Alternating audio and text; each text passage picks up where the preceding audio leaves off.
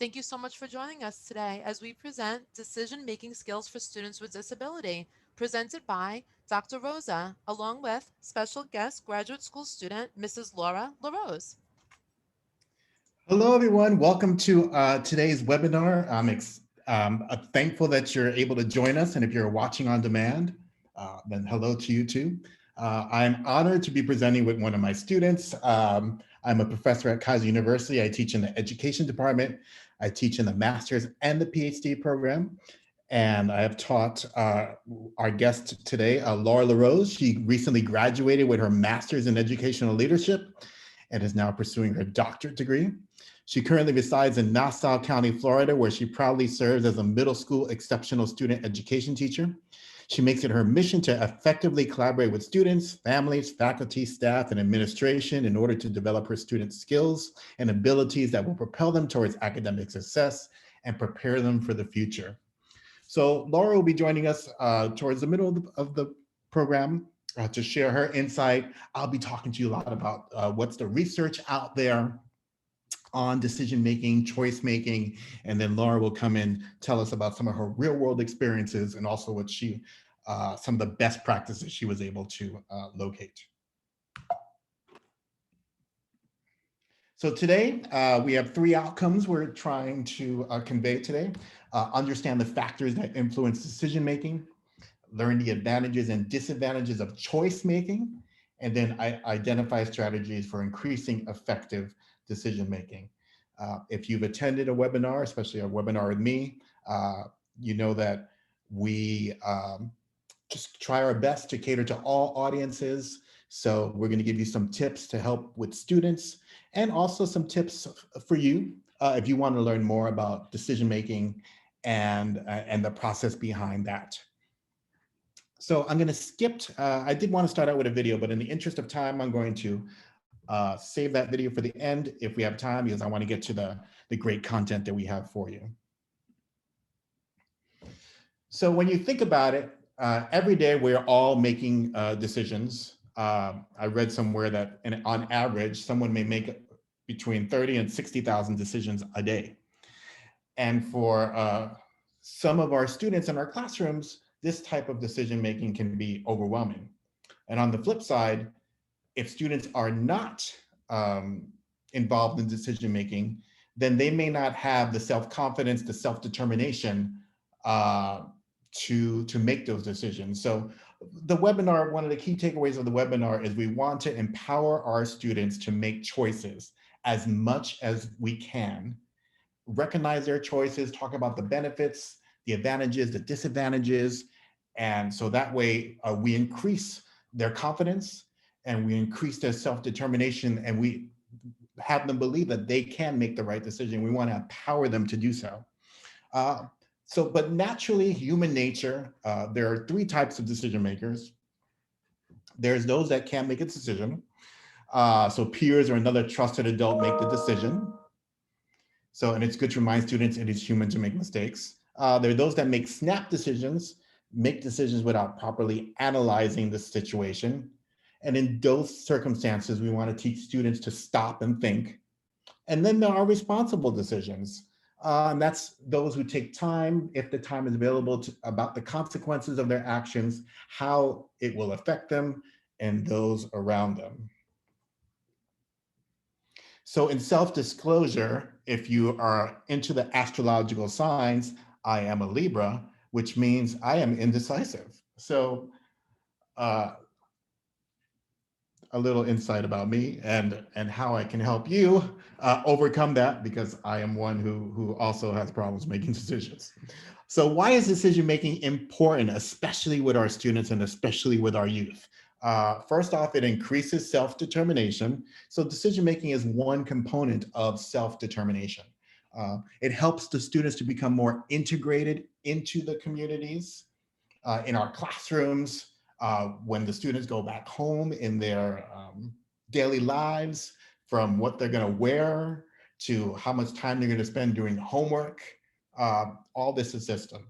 Research has shown that people with intellectual disabilities have the capacity to become effective decision makers. Sometimes people may take it for granted or underestimate students' abilities to make decisions, and we want to overcome that stereotype. Improve executive functioning skills, post high school goal attainment. So I know you serve students in middle schools, so we're going to provide tips to help them to start the process of decision making. But there's also going to be students in high schools that are transitioning, and during that transition process, there's going to be an abundance of decisions and choices they're going to have to make. And while you're filling out the IEPs for that transition, it's important to empower the students to make those decisions. It also promotes independence, learning and living, the ability to manage stress, which students are going to encounter after high school, build social skills, which if students are going into the workforce or they're going into two-year institutions or four-year institutions, uh, they're going to have to practice that. And then also developing their personal strengths and having students become aware of what their strengths are. But as in with everything, there are some barriers to making effective choices and decisions, and we are going to use that word interchangeably: choices and decisions. Um, Understanding of one's strengths and weaknesses. If you're not sure what those are, or you're not confident, that's gonna become a barrier for you. Learned helplessness. If you've made a decision in the past that you thought was not suffice or did not work out well, that may lead you to believe that in the future you will suffer a similar fate.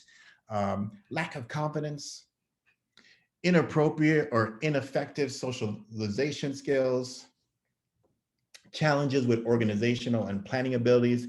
If you're not confident in how to plan and how to organize, then you will not be able to make decisions and it becomes a barrier. Lacking mental flexibility, the ability to examine an array of options before making a decision. Sometimes that's time oriented and sometimes just the options, all the available choices that are there for a student, students just, it doesn't hit them. And then adults and children tend to underestimate uncertainty in most decisions, often leading to less than optimal outcomes. So once again, we want to increase students' self-confidence and ability to make decisions and make the right decision, and in this circumstance, possibly the responsible decision. So there are 7 steps in decision making that all of us at one point or another go through, either all 7. Some of us get stuck in some of the steps. Some of us skip over some of the steps, and I'll leave you to determine where you fall on that spectrum. But for the first step is to identify the problem. Once you identify a problem, whether it be what career you want to go into, what homework assignment a student want to start first, identifying what the problem is. Step 2 is gathering all the relevant information. Step 3 is brainstorming solutions. And there are people who, if they're undecisive, they get stuck in steps 2 or 3.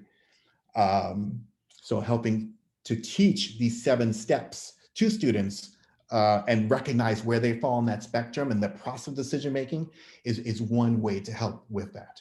Step 4 is identifying possible consequences.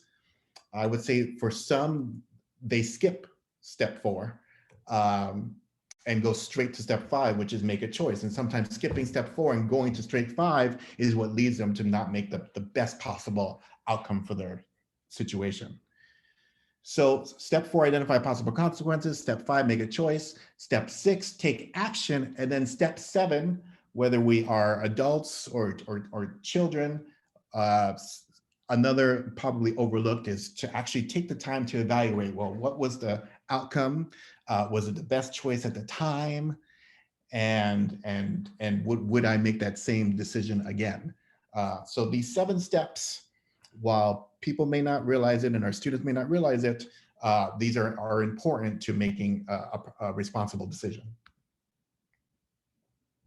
So we're going to, throughout this presentation, we're going to talk about different strategies at different points in the presentation. But if you're thinking about what are some decision-making strategies you can implement, So incorporating decision-making in general education classes, school counseling programs, academic classes, academic support classes, career preparation, extracurricular activities, anywhere in the curriculum that you can infuse decision-making and make it blatant. Today we're going to make a decision and we're going to make some choices, and having students realize that that's what they're doing, that's the process they're going through, is going to help them. Linking decisions making to state standards and benchmarks. If you're in Florida, you follow the Florida standards that are currently being revised, but any standards or benchmarks that your school or your district has, tying that into making decisions. Helping students develop an understanding of one's learning disability. If students, you don't want students to overlook or not recognize. You want them to be able to understand, and empower them to be able to make decisions. Of course, these decisions, as many decisions we can, involve students when we're developing the IEPs. That is something that'll motivate students. It would empower students and reinforce, giving them the decision-making process. Teaching students to use a mnemonic device to remember steps in decision making. So 7 steps, if you think that's too much, you can condense it into 5 steps. There's 3-step models out there, but having them think about the steps, and then having them actually make decisions and choices based on those 7 steps. And some of you are in roles where you're doing individual counseling, where you're coaching. So wherever you can, providing that opportunity uh, for students to develop those decisions, even if it's the most minute. Should we meet today for 10 minutes, or do you want to meet for 12 minutes? Giving people those options will make a difference in empowering them. So also in the literature, there's something called choice making. If you look through the literature, you'll see the words interchange. Uh, so I like to look at it as decision making is the more general overarching decision that students make, and then the choices are the selection to make that decision. So if you don't have some big decision that students need to make, then providing choices and just the option, providing students options, are going to increase their self-confidence and their self-determination. So for this assignment, we're going to talk about choice making as a selection of an item or activity from an array of options at a particular moment in time. And all the research on choice making shows that when you provide students with choice, it gives a stronger correlation to higher quality of life, higher scores on quality of life indicators, increases task engagement, increases spontaneous speech production. It improves student performance on curriculum materials and interventions. It improves general and specific behavioral concerns. It helps them to develop early communication skills, and increases social interaction with general education peers. So there are 4 different choice-making skills you'll find in the literature. The freedom and opportunities for choice-making, familiarity with choice options and activities, individual initiatives to make choices, and the development of skills and methods for making selection of choices. So how you communicate those decisions. And this is tailored to individual students. Some students may be overwhelmed with having so many choices. So it may help that particular students to narrow down the number of choices that the student is going to make. So you will need to know individually what would be best for the student to increase their responsible decision making and ultimately increase their self-determination. So there are some barriers to choice making. There's the sense of urgency. So if there's a safety related issue, if there's an injury or there's a fire, and students are taking lots of time to make decisions, that would be a time when you wouldn't want to spend that much time, but you need quick decisions. Setting time periods is a way to help students have that sense of urgency and overcome that. If they have to be at a doctor's office, Do they have time to go to their next appointment? Do they have time to go back to school, time to go back to homework? And then transition time, when students are making choices, do they factor in how long it's going to take to be on the bus? How long is it going to, if they're going to be in traffic? If they wake up in the morning and they don't know what they're going to wear, how much time does that take? So that could be, that sense of urgency could be a barrier to choice making. Adherence to common rules and procedures, we all know that those can be a barrier to choice making, and there may be some choices and rules and procedures that are beyond their control. And then lack of training. So an important aspect to choice making is actually listening to students and listening to hear and understand what they want and what they want to get out of whatever decision they're trying to make. So those are three barriers to choice making, which of course we can overcome. So here are a few strategies to increase choice making opportunities. So you want to do choice making formats, once again, depending on what your students will absorb the information for. So whether it's giving students interviews or questionnaires about the choices and their choice decision making, a pictorial presentation, so giving students options based on pictures that inform them what they want to do, using technology. Our next webinar, we're going to talk about future webinar about technology for students, and then just direct observation, just whatever you're observing or having students observe, making that part of the choice making format. Also, when you're teaching choice making skills, you want to have cognitive discrimination. You want to enable a person to discriminate between choice options so they can pick the best decision that's best for them at the time. You want to be affective, recognize all the preferences for the students and the decision. And then some generalizations, engage in choice making in real life context. So whenever you can, translating what's happening in your classroom, the decisions, the choices that students are able to make, what's happening in their classrooms, being able to translate that to similar situations or decisions that they'll make in the real world. Once again, with the context of increasing their self-determination. And you want to incorporate choice-making opportunities to daily life. Picking which pen, which color crayon to use, which activity they want to do. Any opportunity you can to incorporate choice-making into their daily lives. So some examples, which I already went through, planning the day is a decision-making, getting dressed, morning chores, getting to school, planning what schoolwork to do first, beginning on time, studying. All these are decisions that students make and don't realize they're making it. Acknowledging that they've made a decision, made a correct decision, providing them choices for all those is going to increase their self-determination. So here's one model. It's called a decision-making and leisure model. So if you're thinking about, something fun or an activity that they want to do, this is an example of how you can help them students make decisions. So identify whatever leisure experience they want, and you can have students be creative with that. You can use some presentations like Nearpod to help them create that leisure if they can't actually go out and do something.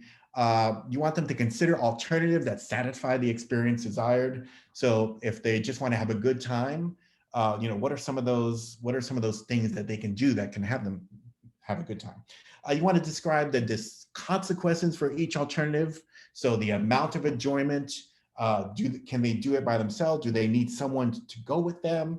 If you're going to the beach, you don't necessarily need someone to go with you. The cost, where the activity takes place, and the equipment needed. So when you're planning this fun activity, factor in and have students think about, all of those options that are available to them.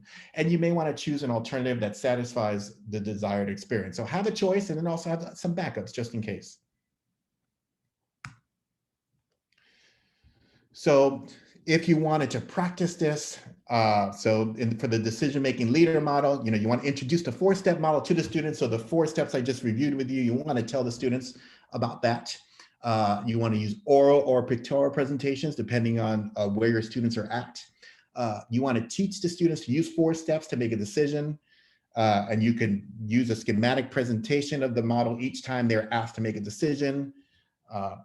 Offer assistance. So the teacher, the facilitator allows the student to work through the decision-making process, but provides verbal cues to support him or her as necessary. Once again, I'll reinforce, we did a webinar, it should be available on demand, about Nearpod and creating a Nearpod presentation. And they do have some cool features where you can have tours of places around the world where students can do that. So if you can't get the students out there, then that could be a one way to do that. Provide verbal praise as students proceed through the decision-making, so positive reinforcement. And then, of course, remove the schematic of the DML model. So at the end, what they have is their plan to go out and have fun and do something of leisure. So that's one best practice for you to implement in a fun way that can help your students. So how can we involve students in the decision choice making process? They can attend IEP meetings and have students, give some students some options at that during that time. Doctor's appointments, that'd be more for the parents, having students decide when to have the doctor's appointment, and if there's any decision making that could be happen during that time. Post-school plans, extremely important as students are transitioning out of high school around this time, thinking about the overwhelming amount of options and giving students the ability and the tools to make those decisions. What living arrangements do they want? If students do have the opportunity to move or have a roommate, what are some choices that they can make for their living arrangements? Any short and long-term professional and personal goals is something anyone could sit down, guidance counselor, teacher, parent can sit down with them and to do what is of interest to them. So this goes back to knowing what students enjoy, knowing what their strengths are, and giving them the ability to do what's of interest to them. All right, so now I'm going to turn it over to Miss Laura LaRose. Thank you, sir. All right, so we're going to watch a quick video. This is going to kind of explain a little bit about the significance of looking differently at disability and decision making.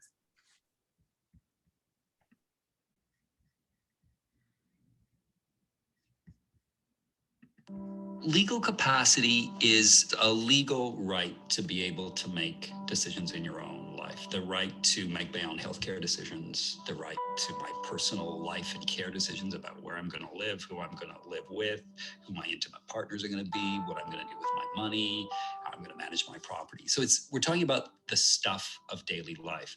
But there's a whole group of people with intellectual and cognitive disabilities who are denied this right on the basis that they don't meet the cognitive criteria for what it means to be a full human being.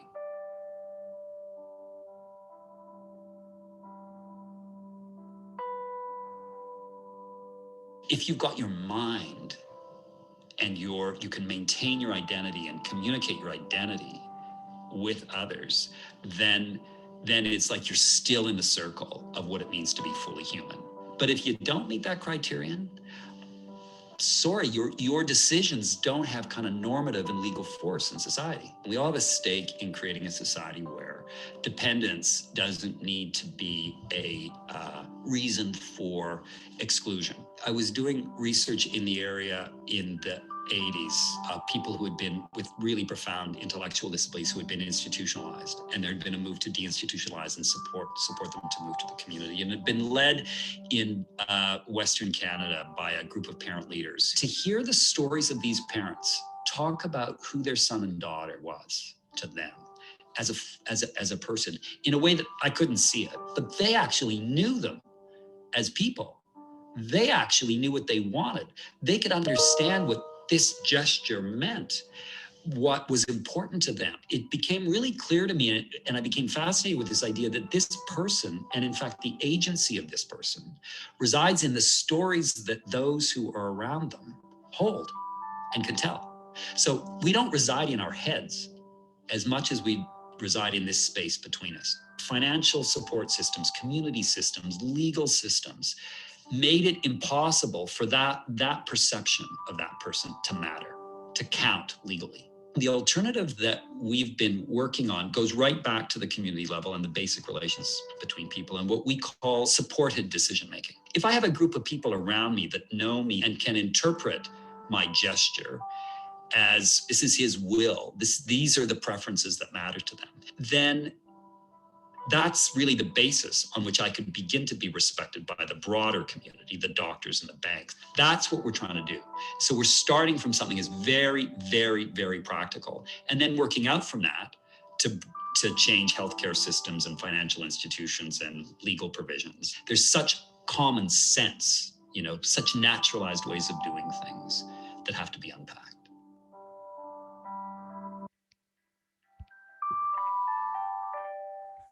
Thank you, Dr. Rosa. So, how can we as educators and leaders in education really prepare our students with disabilities to communicate their identity and then build their future legal capacity? Well, we do this by empowering them with the skills and strategies that will lead them to make those effective choices and decisions.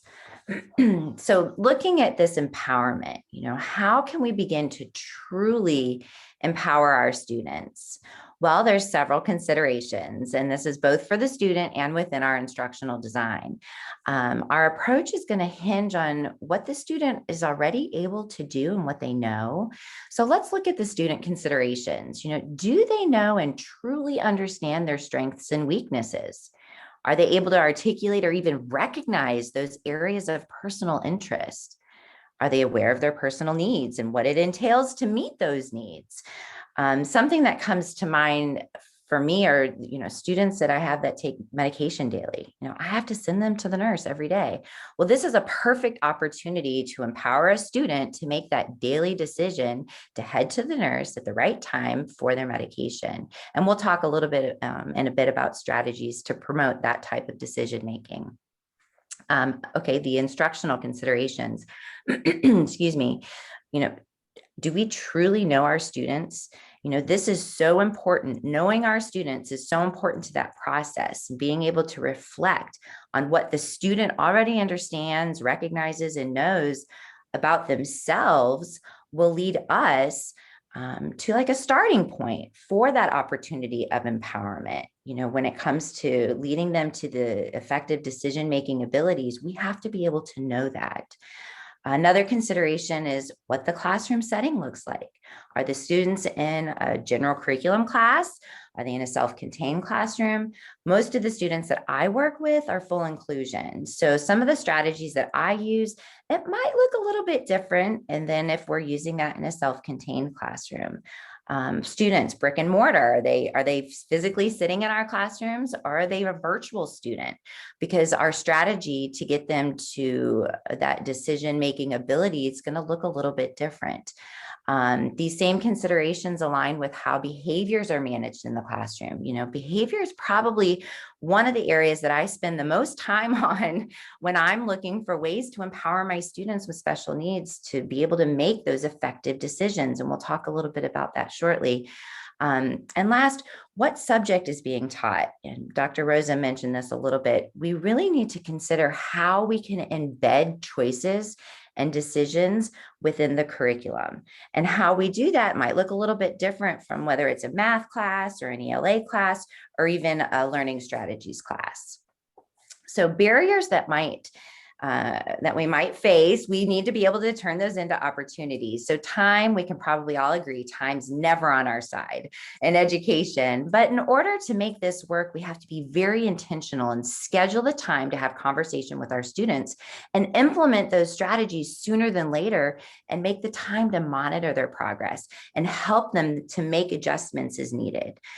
Data-driven instruction. I know my instruction is very guided with my students, going by their testing scores. Well, this is just another opportunity to involve the students in goal setting and empowering to make the decision on how they're going to achieve that goal. Time and collaboration kind of go hand in hand. I know my team and I would love nothing more than to sit around and brainstorm and talk about how we can empower our students. But again, that's something that does not come easy, especially in our secondary education setting, because students see so many teachers, I push into 6 different classes a day, but being able to open that line of communication with my general education teachers, that's probably one of the most important thing that I do every day. And this allows us to be on the same page and empower our students to make effective decisions in the classroom. Curriculum, as an ESE teacher, I work probably more with gap instruction, but this is another opportunity for collaboration. How can I help my colleagues see the importance of embedding that decision-making opportunity within their daily curriculum? We know pacing is very important. Student behaviors can have a huge impact on the overall classroom. But if we take a step back and really plan things out, we can turn the barriers into opportunities. Okay, so where do we start? Well, with data, of course. Our students who are turning 13 within that life of their current IEP, or those that are already 13, we are asking them an array of questions during that IEP interview. And this information gives us a baseline to know where to begin. If we have a student who can communicate things like their personal preferences and their interests, they can tell you their areas of strengths and weakness, but they're really not sure about what type of future job they may be interested in. This leads us to start with exploring different careers. And then we work backwards by evaluating, what is it going to take to get that student prepared for that career? And here again, goal setting. Where if we're working with a student who has trouble articulating personal preferences, we need to be able to explore the different choices and different areas to help guide them to be able to make that decision about a personal preference. Okay, so we're going to move on to the decision-making strategies that build executive functioning. So let's watch this quick video.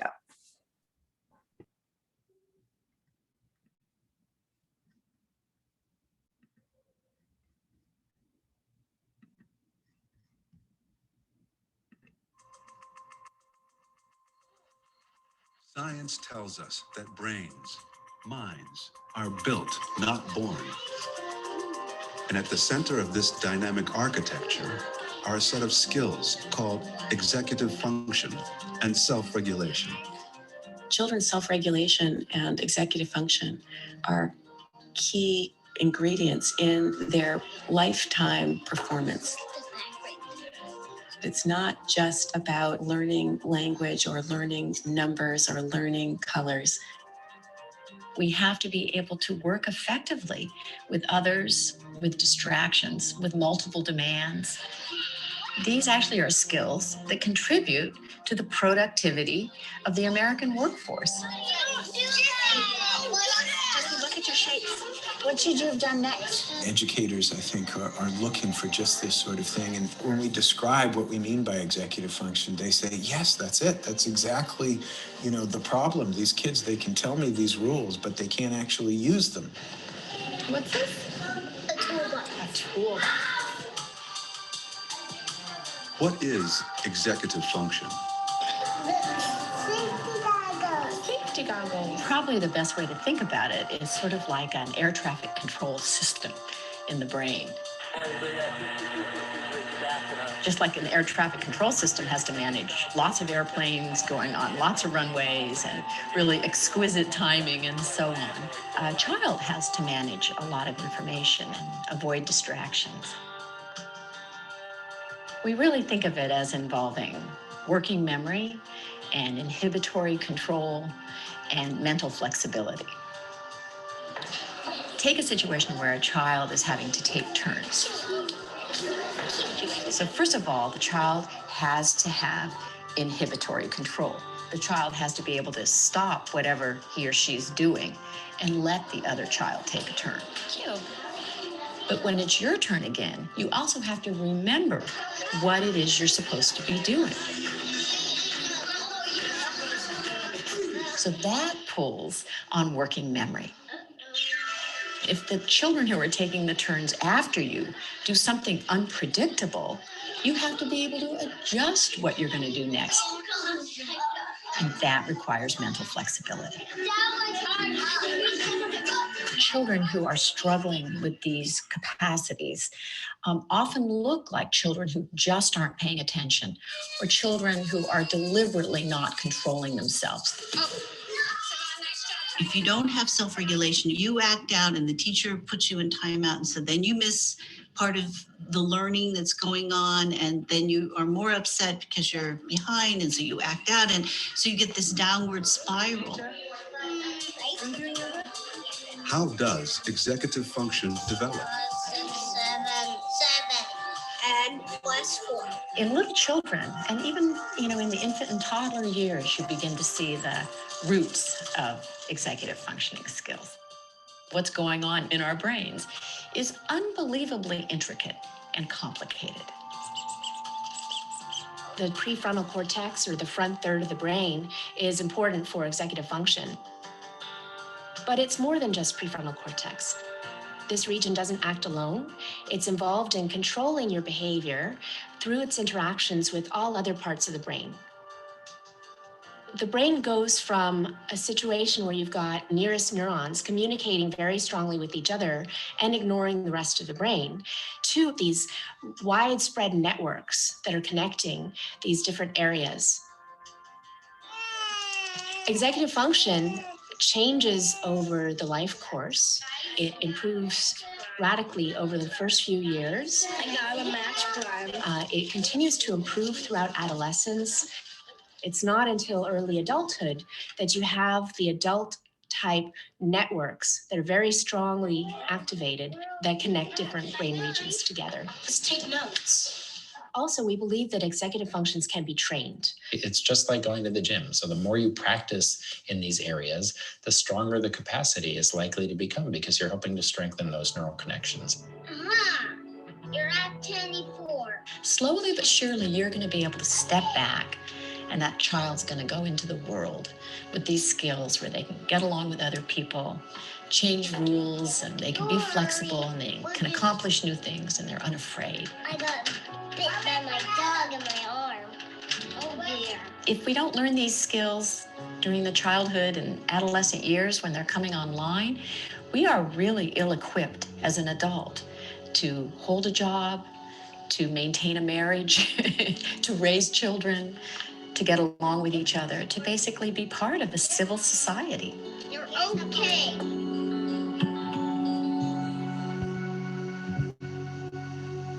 All right, so we're going to just take a quick look at a few strategies to help our students make decisions in regards to their executive functioning. So as far as impulse control, this is one area that we really want our students to be able to think before they act. And the WAIT strategy is a great way to do that. We can teach our students to count to 5 before they respond to the conversation that's happening in the classroom, or count to 3 before they start the engagement within a conversation with their peers or in groups. Flexible thinking is another area that allows the student to really just adjust to the unexpected. A student that might have rigid thinking, they might not necessarily be able to roll with the punches, so to speak, and could become frustrated if they're asked to think about something from a different angle. So one way to really help them practice this skill is journal writing. A prompt is a great way to give a student an opportunity to look at different perspectives. Maybe a prompt such as a coach is screaming at a player in front of the entire team. Well, the student will have to describe the situation from the coach's perspective, the player's perspective, and even the team members.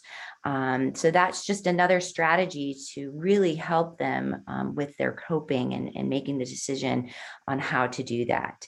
Task initiation, this really helps the student become a self-starter. Get the daily prompts out of various tasks to complete. The student that might have to take the medication, give them a visual schedule, maybe set a timer so they can make that decision to initiate that action on their own. All right, go ahead, Dr. Rosa. We can change to the next slide. Planning and prioritizing, these are things that the student really has to be able to decide on a goal and how to attain it. Looking at the chunking of material, as our students progress through middle and high school, the assignments get bigger, the due dates are pushed out further, and we need them to be able to prioritize and say, okay, this week I can get this piece of it done. Next week I can get this piece of it done. And if we start to engage them in that decision-making strategy, eventually they'll be able to, will scaffold back and they can do that on their own. Self-monitoring. This really lets a student evaluate what they're doing and how they're doing it. One strategy is to put a place card right on their desk, and let them with the task. What are you doing? How are you feeling? What's your level of engagement? They can really start to evaluate themselves and how they're making progress towards the goal at hand. Organization. This is something, I mean, even I can use organization, but we really want our students to decide on what works for them. We want them to be able to use planners, and, we have to teach them how to use it. And then that's something, the skill that they can decide on using in the future for them. Now, on our end, this does mean a bit of planning has to take place, but in the long run, it's going to be so beneficial for our students' effective decision making. All right. Offering choice options. Now, this is something it's not an easy task for us as an instructor. It's to be able to say, okay, sure, select your partner. Sure, you can pick your seat today, because sometimes we know that's not going to work out, but that is so important to that decision-making ability, because we want to be able to allow our students the opportunity to make the decision and then reflect on the consequence. Okay, that partner might not have been the best selection this time. And then they can make a different selection next time, giving them that opportunity to make that reflection, make the decision, and then make that reflection is the package that we have to be able to present as an educator when really building these skills for effective decision-making. Programming options. Now, our students, as they get older, the 13-year mark, we really start to involve them through that IEP planning process. I actually involve my students who aren't even 13 yet in the 6th grade, because I want to be able to start to initiate the concept of their preferences, whether it's their job aspirations, what they prefer. And then if I have a student that says, oh yeah, I want to be a nurse, I know that I need to help them when it comes time to strategizing for their programming. If they say they want to be a nurse, I know that I need to help them make the decisions to be in science classes. Those classes really need to be able to be in alignment with what they say as far as their preferences and their job aspirations. Community-based instruction. This is a really interesting hands-on strategy or an instructional method that promotes the teaching and the use of academic and functional skills in the student's natural environment. However, this does involve collaboration. We have to have the student's family and community partners involved, but we want our students to be ready to move their skills from the classroom to the community. One of the domains within this is the vocational. So, looking at future employment options, the Division of Vocational Rehabilitation with the Florida Department of Education is an amazing resource. They do different things like sponsored career counseling, the work readiness training, fully integrated work experiences within the community, the VR career camp, if that's in your area. This is a great opportunity for our students to really explore those different careers and learn about the different choices that they have to make and they can make after high school. All right, so this is a 2-minute video about the vocational rehabilitation.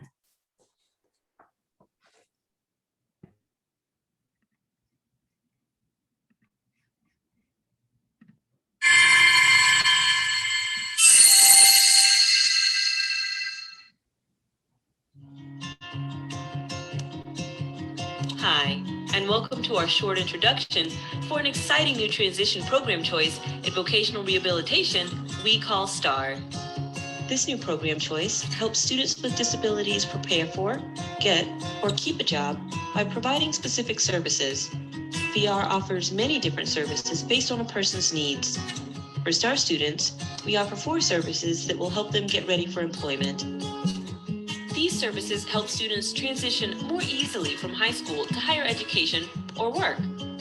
They are career exploration counseling, work readiness training, community-based work experiences, and self-advocacy training.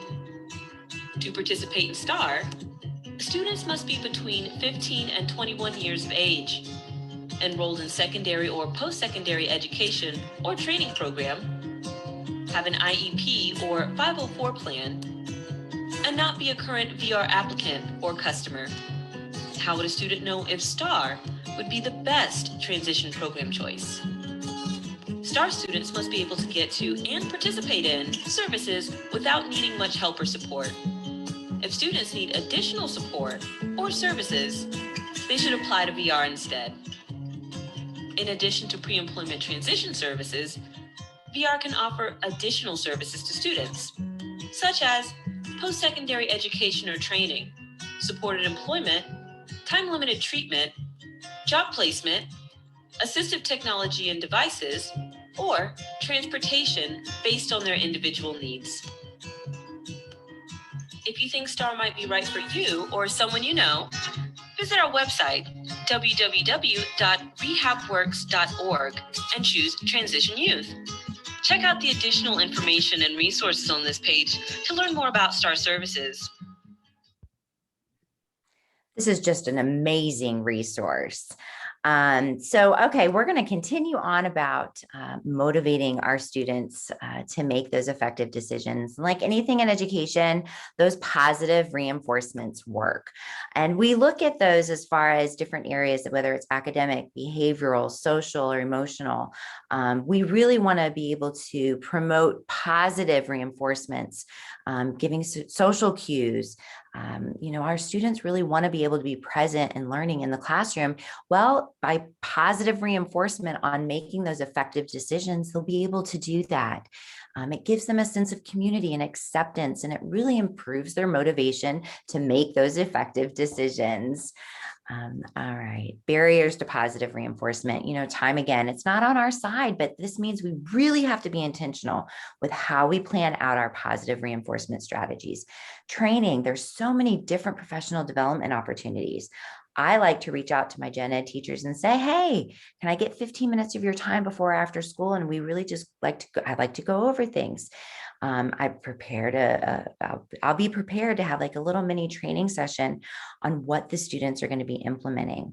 And then I just really pull in the school expectations too. Our school focuses on being responsible, respectful, and safe. So when I work with my students, empower them to make decisions, whether it's on their behavior or their schoolwork, I like to be able to bring these three areas in so the student's able to relate what their choices are and what the decisions they make and how that aligns to our overall school expectations. So scaffolding is one way to really do the reinforcement for these.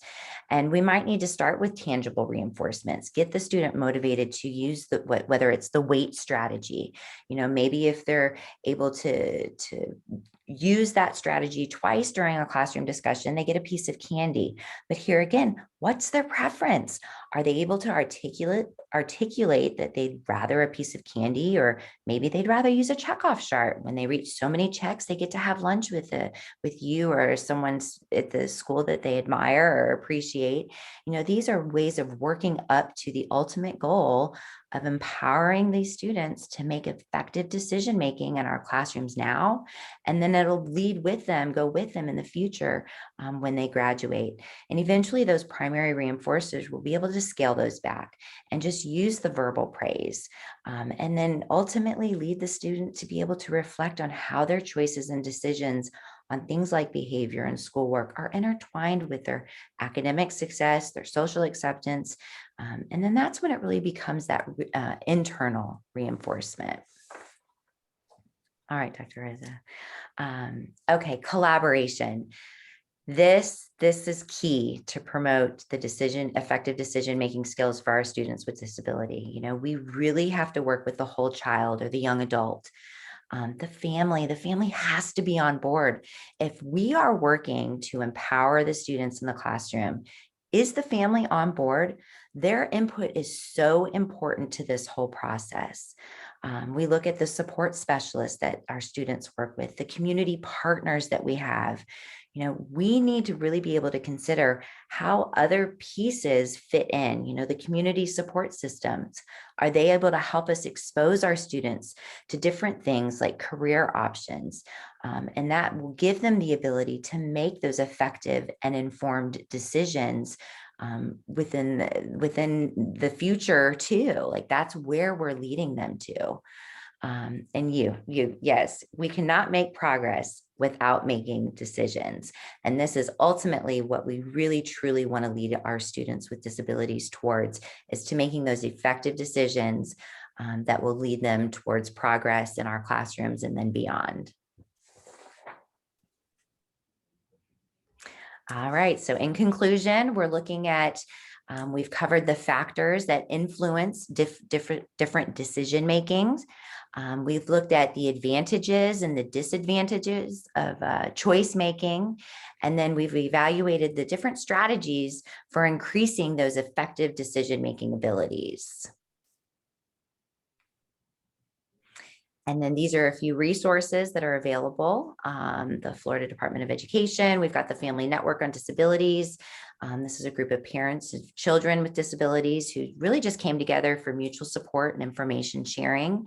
And then CPOMS, My Healthcare. This is the goal of My Healthcare is really just to empower persons with the intellectual or developmental disabilities and how to better meet their own health and wellness needs through those improved communications with providers. All right. All right, so that is our presentation for today. I was going to show a quick other 2-minute video. So let me do that. Hold on. So this is just the video I was going to show from the beginning. So now we're going to use that as a summary just to talk about, once again, reinforce the idea and the concept of responsible decision making and how that could benefit your classroom. Every child will face innumerable decisions throughout their lives. Will they make constructive choices that will help them build a successful life? That will depend on their ability to analyze situations, understand ethical implications, and evaluate consequences. Their decisions will affect their own well-being and that of others.